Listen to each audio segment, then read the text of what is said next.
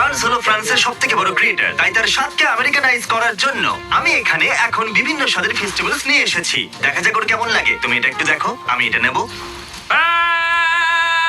এটা সত্যি extra. Cheers. Cheers. আমি আমারটা একটু ভাজা করে নেব।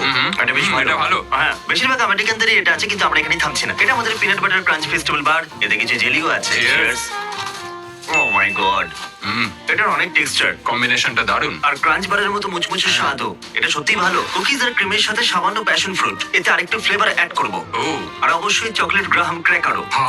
চিয়ার্স। এগুলো তো প্যাশন ফ্রুট, দারুণ খেতে। প্যাশন ফ্রুট টেস্ট করা অব্দি অপেক্ষা করো।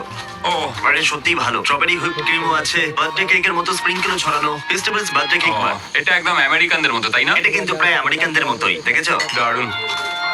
ও, আমার স্ট্রবেরিটা হারিয়ে গেছে। আমেরিকায় স্বাগত। ও হ্যাঁ। আমি সত্যি কথা বলছি, এতে অনেক চিনি আছে।